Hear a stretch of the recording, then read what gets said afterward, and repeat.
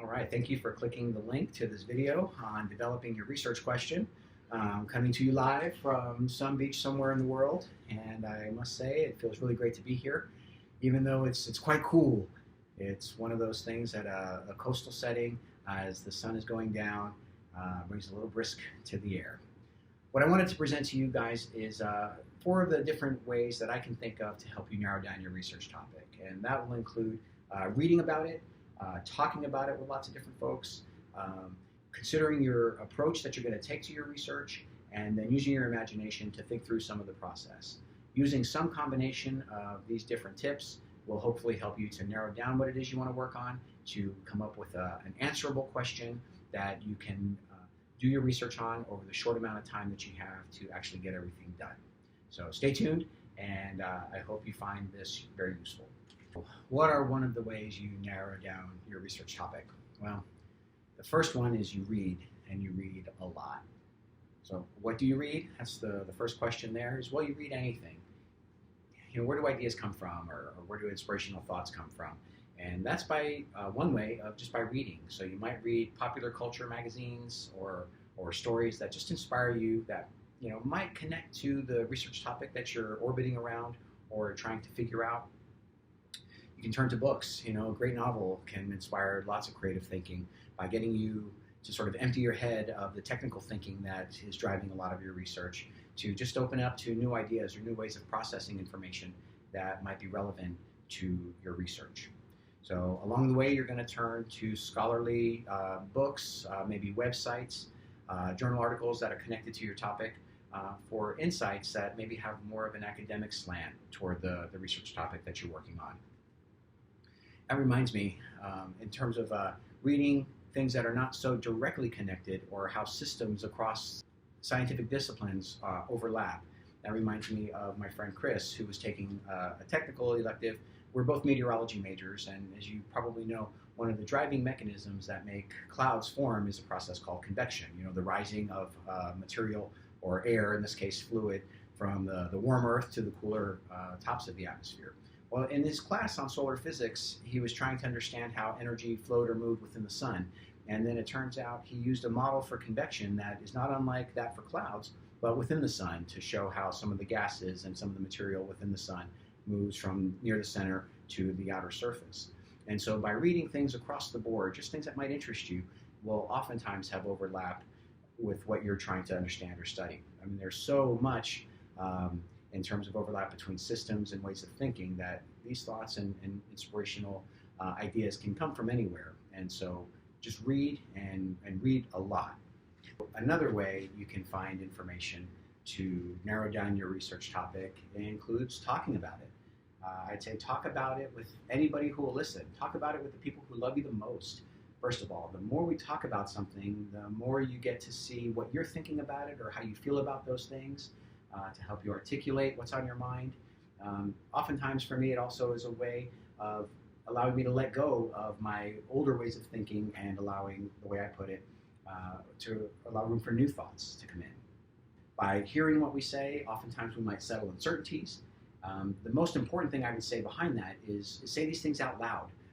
So talk it over with your family, your friends, your faculty mentor, professional peers, your McNair staff. The main thing is to just say these things out loud so that you can hear how they sound, and oftentimes you'll catch those things that either don't make sense or maybe need refinement, and you can let them go. I mean, talk to your pet, talk to anybody, talk to yourself.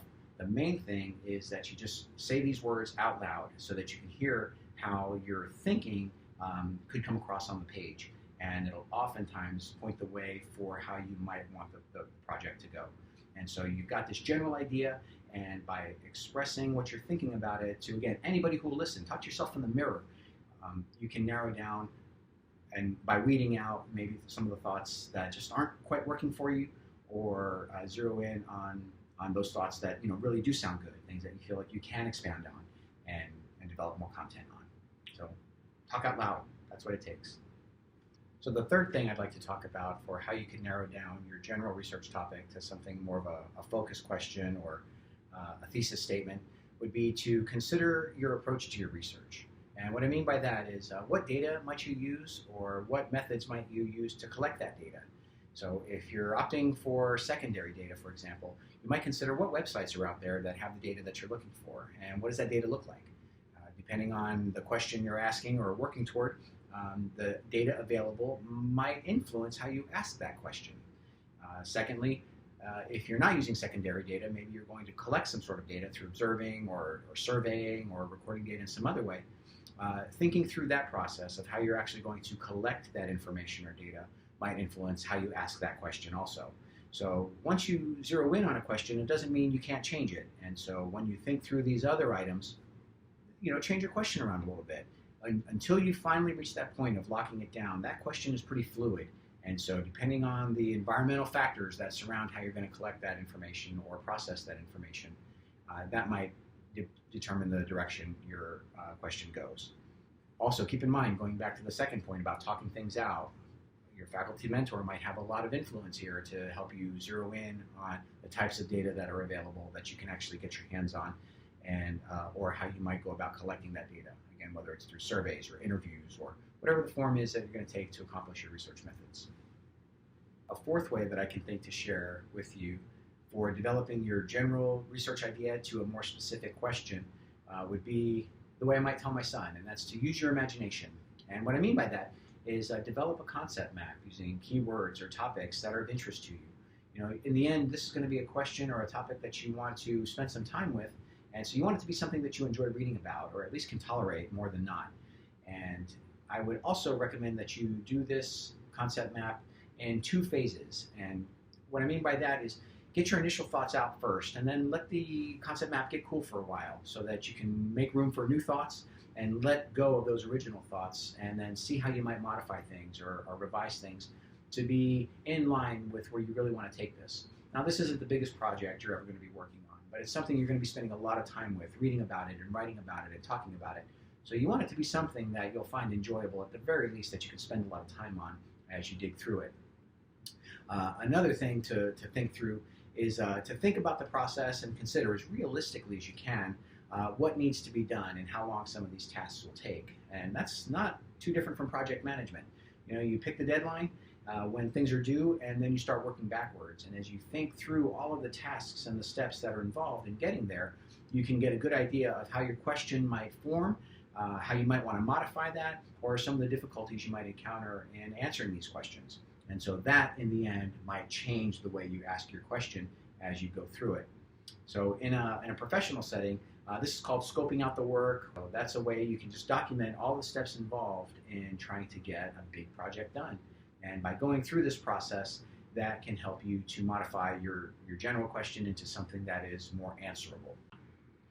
So that's about all I have for presenting to you different ways that I can think of to help you narrow down your research topic. That's by reading about it a lot, talking about it as much as you can with as many different people as you can think of, considering the approach you're going to take for your research, and then also by just thinking through it by using something like a concept map, using a combination of those methods. Hopefully will make it a little bit easier for you to take this sort of muddy water of a general topic or discipline that you're thinking about to a very specific thesis statement or a research question that you will enjoy spending time on, and that you have the information available to you to accomplish this research in the short amount of time that you have. Thanks again for watching, and I hope you found this lovely presentation from the shores of some beach in the world enjoyable.